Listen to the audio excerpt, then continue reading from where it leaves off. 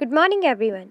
So today we are going to discuss about the new chapter of NCERT, that is earliest cities, in which we are going to discuss about certain new things, that is what is civilization, what are the features of Harappan cities, Harappan script, Harappan society, Harappan craft, Harappan trade, religion, and what led to the decline of Harappan cities. So in this video lecture, we are going to discuss about the earliest cities. Before describing earlier cities, let's have a look what is civilization.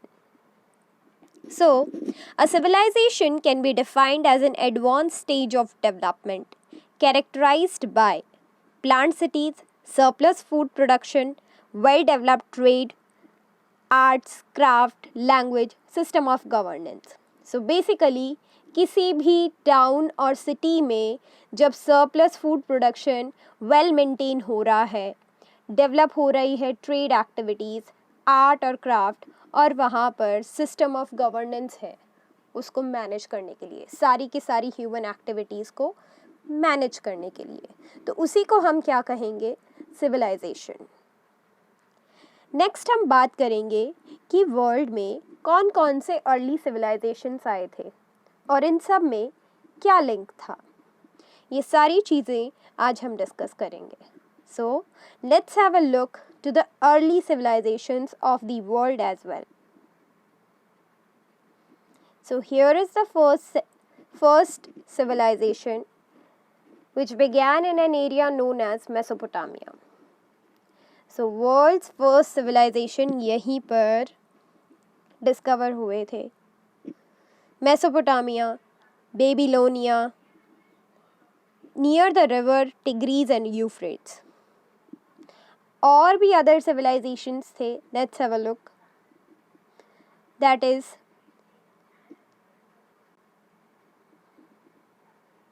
Egyptian civilization, Mesopotamian civilization, Indus Valley civilization, and Chinese civilization. So today we are going to discuss about the Indus Valley civilization, okay, that lies in the western part of India, western part of Indian subcontinent. Now most of the sites are in Pakistan at present. Okay, so let's continue the chapter. तो आज हम हड़प्पा ही क्यों discuss करेंगे, उसके पीछे reason है क्योंकि हड़प्पा एक ऐसी साइट थी जो पहली बार डिस्कवर हुई थी, जिसे माना गया था कि वो इंडस वैली सिविलाइजेशन को बिलोंग करती है. ठीक है, और माना गया है कि ये इतिहास काफ़ी पुराना है. ये इतिहास है 2700 BC का, जो कि हमने पता लगाया था 1990s में. तो जब हमें ये कुछ पुरानी चीज़ें मिली, उसके थ्रू हमें पता पड़ा कि यहाँ पर पहले कोई सिविलाइजेशन था. So first site to be discovered in Indus valley civilisation was Harappa. और भी बहुत सारी इम्पॉर्टेंट साइट्स थी यहाँ पर जो डिस्कवर हुई थी, बट सबसे इम्पॉर्टेंट थी हड़प्पा, क्योंकि ये फर्स्ट टाइम सबसे पहले डिस्कवर हुई थी. किसके थ्रू? वहाँ पर मिली पॉटरी के थ्रू, स्टोन्स के थ्रू, सील्स के थ्रू, बीड्स के थ्रू और टूल्स ऑफ कॉपर के थ्रू. ठीक है, और जो इम्पॉर्टेंट साइट्स है जैसे कि Mohenjodaro, चानूदारो, Lothal, Kalibangan, बानावली, these are few more important sites to this civilization. अभी तक कुल मिलाकर 1000 साइट्स डिस्कवर की जा चुकी है. ठीक है, 1000 साइट्स. तो आज हम स्पेसिफिकली बात करेंगे किसकी? हड़प्पन सिविलाइजेशन की, जो हड़प्पन सिटी थी इंडस वैली सिविलाइजेशन की. Harappa is an archaeological site in Punjab, Pakistan, about 24 kilometre west of Sahiwal. तो हड़प्पा साइट सिचुएटेड है पाकिस्तान में. The site takes its name from a modern village located near the former course of Ravi river. The current village of Harappa is 6 kilometre from the ancient site. तो ये जो civilisation develop हुआ था, ये सारे के सारे सिविलाइजेशंस कहाँ डेवलप हुए थे? रिवर के आसपास। क्योंकि हम क्या सीख चुके थे? एक तो हम कॉपर को यूज़ में लेना सीख चुके थे, ब्रॉन्ज स्टैचूज़ बनाना सीख चुके थे, और दूसरा हम एग्रीकल्चर करना सीख चुके थे। लैंड को कल्टीवेट कैसे किया जाता है, स्टोरेज ऑफ फूड की आवश्यकता भी पड़ेगी हमें, तो ये सारी चीज़ें हम सीख चुके थे। इसीलिए हमने ये साइट्स डेवलप की थी, वो भी नियर द रिवर्स। अब देखो, मोस्ट इम्पॉर्टेंट थिंग इसमें क्या है कि ये हड़प्पा जो था, ये डिवाइडेड था 2 पार्ट में। कौन से 2 पार्ट थे, देखते हैं। So, the Harappan cities were generally divided into 2 main parts, the raised area known as citadel and the lower town. ठीक है. The citadel was more in height because buildings in it were built on mud brick platforms. This area was separated from the lower town by a wall. अब ये देखो, इसमें क्या चीज़ बताई गई है? इसमें बताया गया है कि जो हड़प्पन साइट्स थी,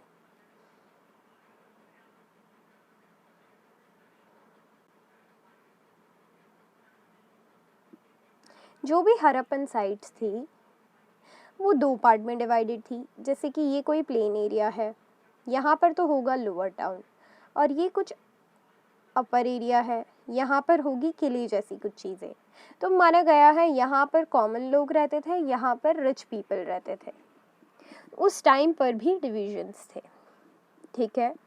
अब यहाँ पर हमें काफ़ी सारी चीज़ें मिली है सिटाडेल में, वो किस तरीके से क्या चीज़ें यूज़ किया करते थे। तो देखो, यहाँ पर मेजर एक और इन्होंने साइट बताई है, मेहरगढ़। हड़प्पा, मोहनजोदड़ो, मेहरगढ़, लोथल। मेहरगढ़ में क्या हुआ था? कॉटन कल्टीवेशन हुआ था for the very first time.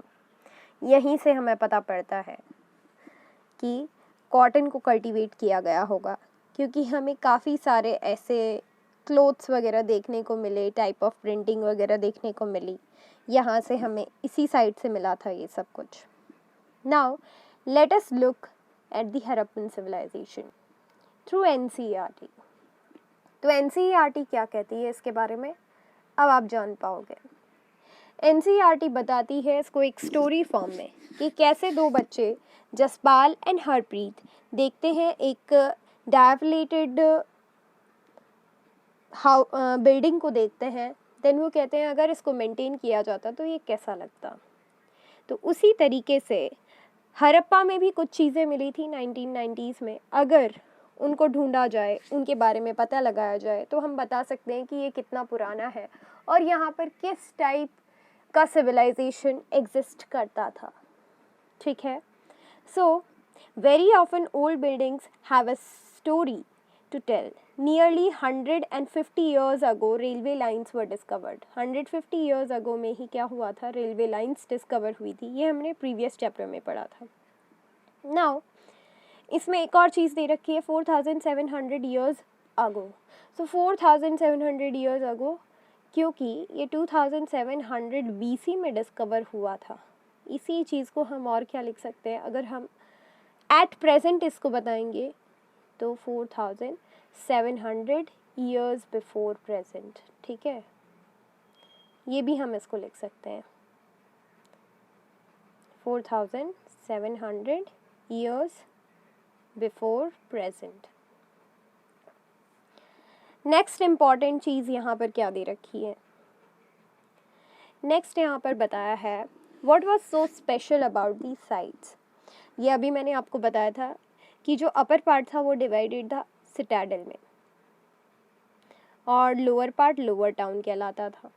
ये देखो, नाउ अब इसमें कुछ एक साइट्स ऐसी मिली है जो इस चीज़ को डिफाइन करती है। मोहनजोदाड़ो में हमें मिला था सिटाडेल, जिसके अंदर हमें मिला है ग्रेट बाथ।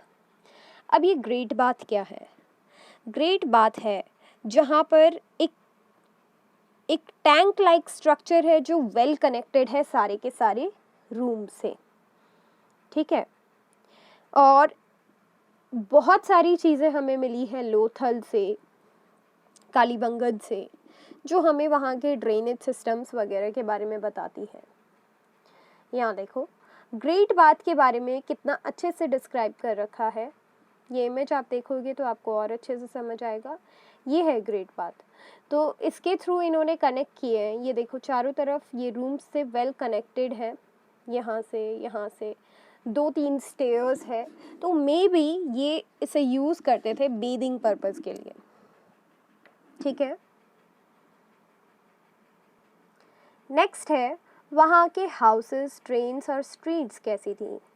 वहाँ के हाउसेस, ये देखो वहाँ की जो मेजर स्ट्रीट्स थी वो ग्रिड लाइक स्ट्रक्चर फॉर्म करती थी। ये ग्रिड लाइक स्ट्रक्चर है जो वेल कनेक्टेड था स्ट्रीट्स से। Now the streets cut each other at right angles. Houses made of BRICS were usually made on both sides of the streets. और यहाँ का ड्रेनेज पैटर्न जो था वो वेल कनेक्टेड था स्ट्रीट से, विच वर प्रोवाइडिंग ड्रेन्स। ये देखो, ये हम और अच्छे से समझ सकते हैं इस डायग्राम को देखकर।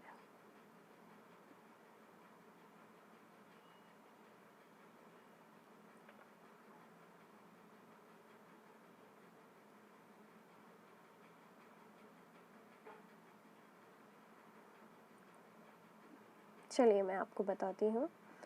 जो ड्रेन्स थी, ड्रेनेज सिस्टम वो वेल कनेक्टेड था, सारे के सारे स्ट्रीट्स के थ्रू वेल कनेक्टेड था। जैसे ये एक ड्रेनेज सिस्टम है, ये स्ट्रीट से वेल कनेक्टेड है और यहाँ पर इसको पूरी की पूरी ड्रेनेज को कनेक्ट कर दिया गया उस सिटी से, ठीक है। इसको इजीली वो साफ भी कर सकते थे। They were even provided with manholes. इसी को इन्होंने क्या कहा था, manhole, to make sure they could be cleaned easily. The drains were built in such a way that they sloped gently to allow easy flow of water. और ये water flow बहुत easily यहाँ पर drain हो जाता था। जो भी नालियों का पानी वगैरह है वो इजीली ड्रेन हो जाता था और इनकी सफाई भी बहुत इजीली हो जाती थी, ठीक है। नेक्स्ट हम देखते हैं, ओके, फर्स्ट स्क्रिप्ट जो डिस्कवर हुई थी सारे के सारे सिविलाइजेशंस में वो थी सुमेरियन स्क्रिप्ट, जिसको कुनिफॉर्म कहा जाता है। और उसी तरीके से जो हड़प्पन लोग थे उनकी स्क्रिप्ट थी पिक्टोग्राफिक स्क्रिप्ट, क्योंकि ये ज़्यादातर पिक्चर्स के थ्रू और सिंबल्स के थ्रू बातचीत करते होंगे, क्योंकि इनकी जो भी चीज़ें मिली है उन पे पिक्टोग्राफिक स्ट्रक्चर्स है, लिखावट से ज़्यादा सिंबल्स है, ठीक है। जैसे हिंदी को हम देवनागरी लिपि मानते हैं, हिंदी की लिपि, उसी तरीके से इनकी लिपि रही होगी पिक्टोग्राफिक स्क्रिप्ट। अब नेक्स्ट देखो, वहाँ पर कौन से क्राफ्ट्स मिले थे, वहाँ पर कैसी ज्वेलरी मिली थी, और ये माना गया है कि हाँ लोग उस टाइम पे जीवित थे, ये हम बता सकते हैं इस स्ट्रक्चर को देख के। ये स्टोन से एक स्ट्रक्चर बना हुआ है जिसमें बता रखा है कि मैन की जो है बियर्ड है और अच्छे खासे इन्होंने क्लोथ पहन रखे हैं जिनके डिज़ाइंस भी बहुत अच्छे से इन्होंने बना रखी है। तो इससे हम बता सकते हैं कि cotton was probably grown in Mehrgarh from about 7000 years ago. Jewellery use करते थे, ये आप देख सकते हो उसमें कि वो किस टाइप की ज्वेलरी यूज़ करते थे। गोल्ड है, सिल्वर है, दैट मीन्स मेटल है यहाँ पर, और स्टोन्स भी है, ठीक है। Harappans also made seals out of stone, और स्टोन्स के थ्रू सील्स भी वो बनाते थे। स्टोन वेट्स भी थे उस टाइम पर, जैसे आज हम बोलते हैं 500 ग्राम और 1 kg हमारे पास तोलने के लिए चीज़ें, उस तरीके से वहाँ उस टाइम पर भी इनके पास वेट्स थे तोलने के लिए, तो स्टोन वेट्स थे उस टाइम पर भी। नेक्स्ट देखो, और ये माइक्रोलिथ्स और मेगालिथ्स, इनका नॉलेज इनको आ चुका था, जैसे कि पत्थरों को आपस में जोड़ना गोंद के थ्रू, ठीक है। तो उसी को हम कहते हैं फाइंस। फिर इन्होंने बताया है रॉ मटेरियल के बारे में। रॉ मटेरियल ये कहाँ से कलेक्ट करते थे, रॉ मटेरियल जो क्रॉप्स वगैरह के लिए चाहिए, इन्होंने कोई सिविलाइजेशन ऐसा देखा होगा, may be trade links develop हुए होंगे उस टाइम पे, और किसी ने देखा होगा कोई एक प्लांट को चख कर, तो पता पड़ा होगा कि हम भी इसको ग्रो कर सकते हैं, ठीक है, मे बी वो वीट रहा हो। तो उसी तरीके से ये रॉ मटेरियल यूज़ किया करते थे। These are then process to produce finish goods. जो भी रॉ मटेरियल्स थे उनको ये प्रोसेस करते थे और फिनिश गुड में कन्वर्ट करते थे, क्योंकि हमने देखा उस टाइम पर भी कितने अच्छे क्राफ्ट्स डेवलप थे। नेक्स्ट दे रखा है वहाँ की सीलिंग्स, और माना गया है कि उस टाइम पर भी चैरियट्स का यूज़ होता था, ठीक है। और फूड ग्रो करने के लिए वो एग्रीकल्चर करते थे, जिसमें उन्होंने एक नया इंस्ट्रूमेंट बना लिया था जो था प्लग। नाउ एक और चीज़ इन्होंने डिस्क्राइब करी है, धोलावीरा साइट, जो कि डिस्कवर हुई थी इंडिया में, गुजरात में, near the run of Kutch, where there was fresh water and fertile soil. Unlike some of the other Harappan cities, which were divided into two parts, Dholavira was divided into three parts. Each part was surrounded with massive stone walls with entrances through gateways. चलिए आइए इसको closure look के through हम देखते हैं कि कैसे इसमें किन किन चीज़ों का धोलावीरा में यूज। यहाँ पर वाटर के सिस्टम्स भी मिले हैं, रिजर्वायर्स मिले हैं, जिनको मानसार और मानहार कहा गया है। मानसार इन द नॉर्थ एंड मानहार इन द साउथ। तो यहाँ का जो स्ट्रक्चर है, ब्रिक्स है, बेक्ड है, वेल कोटेड है प्लास्टर से, ठीक है। और यहाँ पर रिजर्वायर्स भी मिले हैं, जैसे कि आप यहाँ देख सकते हैं, ठीक है। अब आओ इसको एक वीडियो के थ्रू और अच्छे से देखते हैं हम।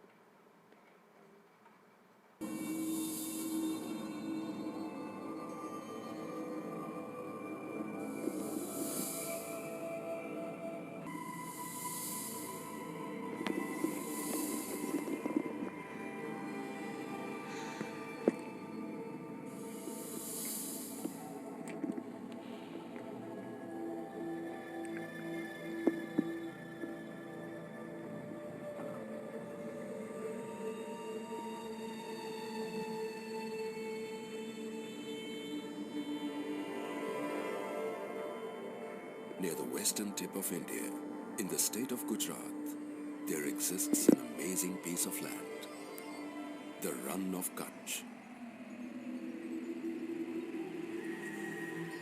रन ऑफ कच्छ के अंदर था Dholavira. In the summers, the seawater moves onto the land and covers it up completely, while during the winters, the waters recede, leaving behind stretches of white sheets that look like snow.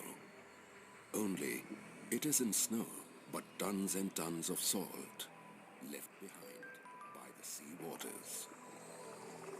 And herein, under the shimmering land of the Run, is a city in deep slumber for over 5,000 years. A civilization waiting to be rediscovered.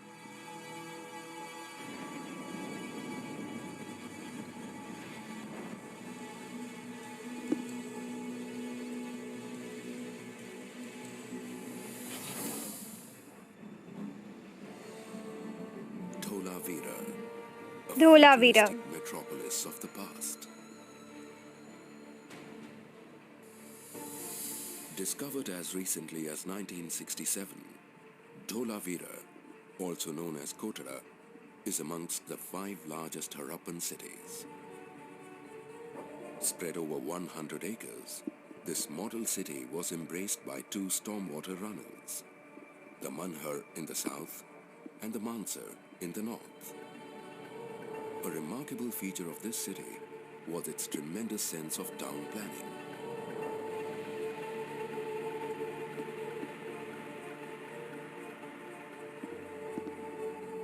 It is believed that the rulers lived in the upper town, also called as the citadel, which had majestic mansions and was fortified with huge walls. Just behind, on the western side, was the bailey, allotted to the people working in the citadel for the royal family. To the north of the citadel was the middle town, where the well-to-do class people must have lived, as is evident from the neat arrangement of the spacious houses. The third part of the city was the lower town, which was probably populated by ordinary people, such as potters and farmers. The different layers of bricks and constantly altering town planning tell a story of the 7 stages of this metropolis. And what was unique about this ancient settlement was its water management system. This was so unique, water management system. Imagine a sophisticated water harnessing system of bunds and dams to harness waters from the 2 rivulets.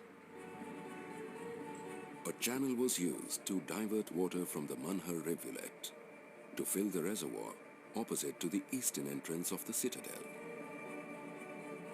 Imagine a whole town surrounded by reservoirs for storing more than 3,25,000 cubic yards of water. This water was then effectively diverted to adjacent reservoirs for filtration. The filtered water was connected to a well within the citadel. This well diverted the water into the step well with mud chambers, one for drinking and the other for washing.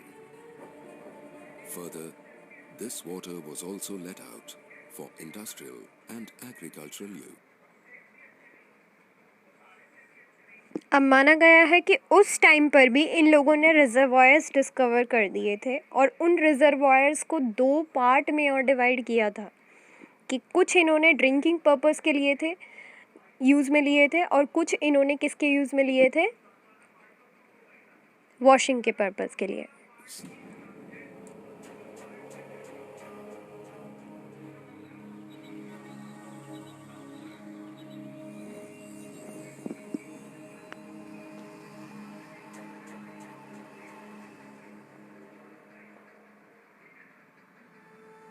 These wonderfully cut circular bases of the pillars. What kind of heavy machinery did the people use during those times? And these 2 pillars here, was this a gateway to welcome the gods? And these huge doors with robust locking systems. From where did the Dholavirans acquire such superb engineering skills? Questions like these still lie unanswered.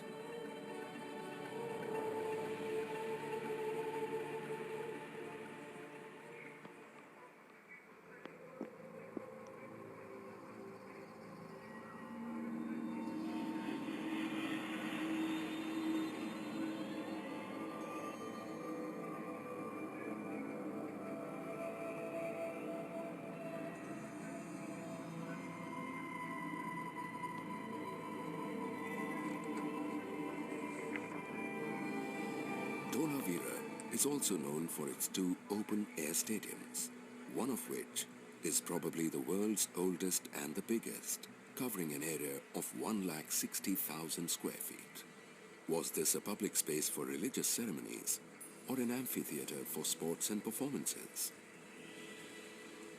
Microbeads found here makes one wonder about the kind of sophisticated instruments that must have been used to create such perfectly rounded masterpieces. These well-laid-out shopping places must have been thriving bazaars, where merchants from across the world would have mingled and conducted business.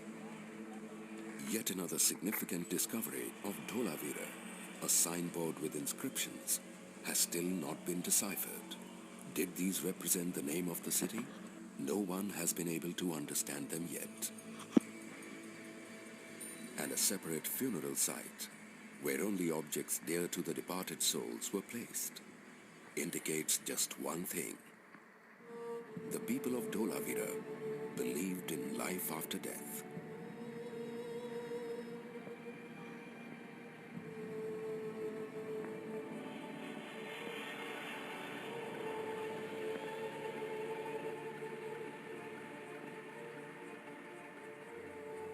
Colorful beads, human and animal terracotta figurines, decorative motifs, copper and bronze articles, fine tools, beautiful seals.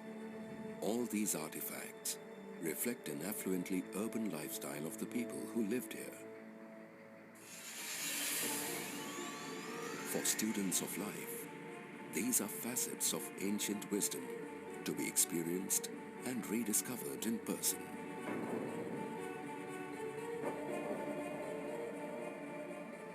Wisdom that continues to live in these villages of Kutch.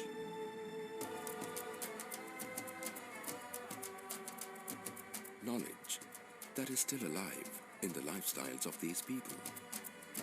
Skills that continue to draw and inspire visitors from across the world.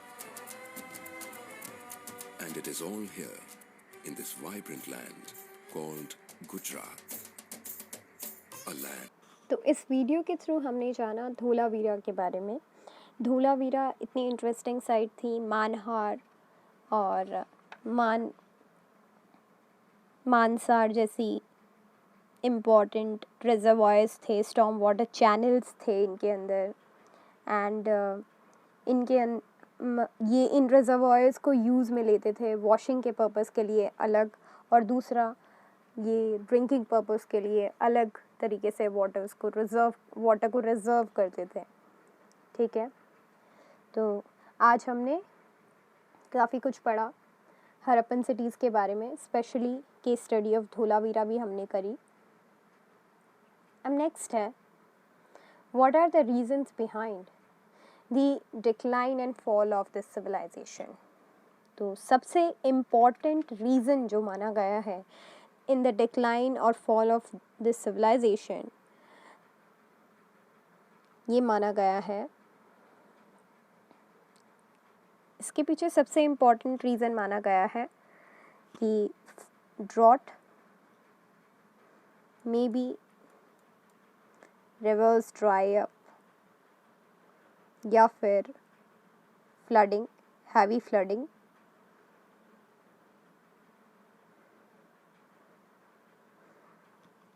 Environment में गजब का change, climate change में भी the reason. ठीक है,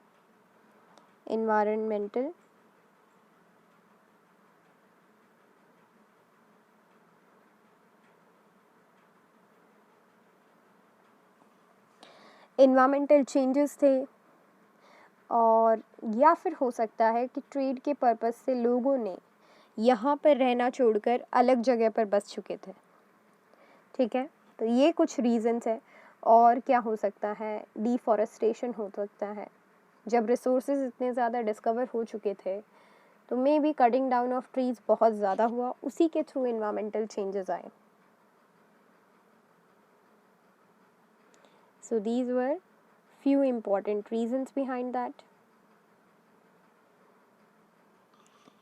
Trade, deforestation, drought, flooding और environmental changes, ये कुछ reasons थे जिसके थ्रू ये इतना vast civilization जो है that का। So why did all this happen? We are not sure. ये भी एक अनुमान है। ठीक है, suggests that there was deforestation. This could have happened because fuel was required for baking bricks, for smelting copper ores. Besides, grazing by large herds of cattle, sheep, goat may have destroyed the green cover.